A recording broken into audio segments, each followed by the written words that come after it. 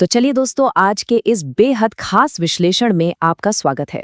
आज हम बिल्कुल गहराई में गोता लगाने वाले हैं एक ऐसी खगोलीय घटना में जिसने सच में पूरे ब्रह्मांड की नींव हिला दी थी। जी हाँ, हम बात कर रहे हैं महादेव के जागरण और उनके तीसरे नेत्र से निकले उस खौफनाक क्रोध की। ये सिर्फ एक कहानी नहीं है, इसमें आपको एक अद्भुत ब्रह्मांडीय माहौल, परम शांति और परम विनाश दोनों का एकदम रोंगटे खड़े कर देने वाला रूप देखने को मिलेगा। तो चलिए शुरू करते हैं। अब जरा एक पल के लिए सोचिए, जब इस पूरी सृष्टि का रक्षक ही एकदम दुनिया से कटकर परम वैराग्य में एक गहरी समाधि में लीन हो, तब इस दुनिया को कौन बचाएगा? सवाल बड़ा है ना? लेकिन सोचिए, बिल्कुल यही वो भयानक और हताश करने वाला संकट था जिसका सामना एक समय स्वर्ग के सभी देवताओं को करना पड़ा था। तो आखिर ये संकट था क्या? चलिए इसे समझते हैं। ये बात उस दौर की है जब स्वर्ग हो या पृथ्वी, हर जगह बस खौफ का माहौल था। तारकासुर नाम का एक महाभयंकर राक्षस सचमुच पूरे ब्रह्मांड में आग लगा रहा था। उसका आतंक इस हद तक बढ़ चुका था कि देवता भी पूरी तरह से बेबस हो चुके थे, हार मान चुके थे। ऐसा लग रहा था कि मानो अब दुनिया का अंत बस होने ही वाला है। आप समझ रहे हैं, उस महाबली राक्षस के सामने कोई भी, मेरा मतलब है कोई भी भगवान टिक नहीं पा रहा था। सब जगह बस घोर निराशा छाई हुई थी। और पता है, जब सारे रास्ते बंद हो जाते हैं तब कहानी में एक बड़ा मोड़ आता है। देवताओं के पास अब सिर्फ एक ही आखिरी उम्मीद बची थी, और वो थी ब्रह्मा जी की एक बहुत ही अहम भविष्यवाणी। उन्होंने साफ कह दिया था कि भाई, तारकासुर का अंत कोई और नहीं बल्कि सिर्फ और सिर्फ भगवान शिव का पुत्र ही कर सकता है। बस यही वो एक बिंदु था जिस पर अब पूरे ब्रह्मांड का भविष्य टिका हुआ था। लेकिन इस उम्मीद के साथ एक बहुत ही बड़ी, बल्कि मैं कहूँगा एक पहाड़ जैसी समस्या जुड़ी हुई थी। अब इस विपरीत दृश्य की जरा कल्पना कीजिए। एक तरफ तारकासुर की वजह से दुनिया धू धू कर जल रही है, भयंकर लाल और नारंगी रंग की विनाशकारी लपटों से हाहाकार मचा हुआ है। और वहीं दूसरी तरफ बिल्कुल उल्टा, एक अद्भुत, दिव्य और नीले प्रकाश से चमकते हुए शांत हिमालय में विशालकाय भगवान शिव अपनी गहरी समाधि में बैठे हैं, दुनिया से बिल्कुल अनजान, एक परम शांति में।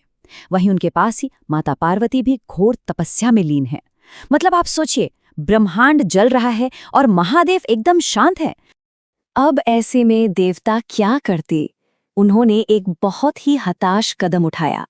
जैसे जैसे समय निकल रहा था, संकट और भी डरावना होता जा रहा था। हताश होकर देवताओं ने प्रेम के देवता कामदेव को बुलाया। अब आप खुद सोचिए, कामदेव अंदर से पूरी तरह डरे हुए थे। वो अच्छी तरह जानते थे कि महादेव की तपस्या भंग करने का अंजाम क्या हो सकता है।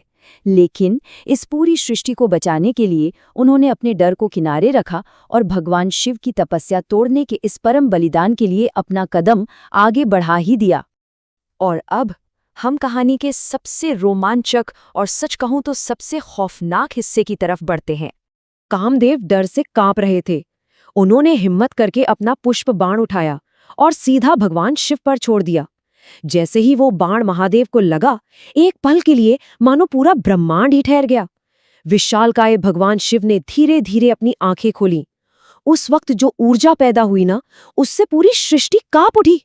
कामदेव अपना फूलों का बाण पकड़े डर से एकदम सुन्न खड़े रह गए। और फिर वो हुआ जिसकी किसी ने कल्पना नहीं की थी।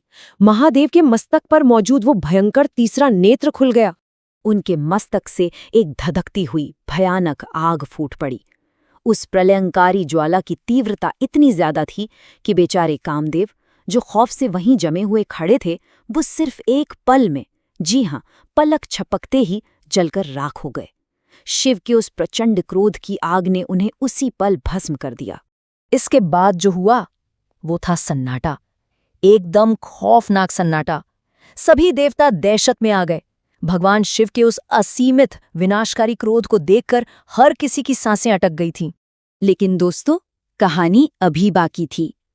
इस महाविनाश के बाद कुछ बहुत बड़ा होने वाला था। हमेशा याद रखिए, जब भी कोई भयंकर विनाश होता है ना, तो वो अपने साथ एक नए निर्माण का रास्ता भी खोलता है। धीरे धीरे सब कुछ वापस संतुलित होने लगा। माता पार्वती की उस घोर तपस्या और उनकी अटूट भक्ति ने आखिरकार भगवान शिव के उस भयंकर क्रोध को शांत कर दिया। उनका मिलन हुआ और फिर ब्रह्मा जी की वो भविष्यवाणी सच हुई। भगवान कार्तिकेय का जन्म हुआ और जैसा कि तय था आगे चलकर इन्हीं कार्तिकेय ने उस खूंखार राक्षस तारकासुर का वध किया और इस पूरे ब्रह्मांड को बचा लिया। तो इस पूरे विश्लेषण से हमें क्या समझ आता है? यही कि भगवान शिव का क्रोध सिर्फ चीजों को खत्म नहीं करता, बल्कि उसमें इस पूरे ब्रह्मांड को एक नया आकार देने की गजब की ताकत भी है। ये इस बात का प्रतीक है कि जब बुराई का अंत होता है तो एक नई और खूबसूरत शुरुआत भी होती है। उस दिन पूरी दुनिया ने महादेव के उस विराट रूप और उनकी असली शक्ति को देखा था। ये कहानी हमें बताती है कि किसी बहुत बड़े और अच्छे मकसद के लिए कई बार भयंकर ऊर्जा और बहुत बड़े बलिदान की जरूरत होती है। तो जाते जाते बस एक सवाल छोड़ रहा हूं आपके लिए, क्या जिंदगी में कभी-कभी एक नया सवेरा लाने के लिए पुरानी चीजों का पूरी तरह से नष्ट हो जाना जरूरी नहीं होता? इसी गहरे विचार के साथ आज का ये विश्लेषण हम यहीं समाप्त करते हैं। हर हर महादेव, जय शिव शंकर।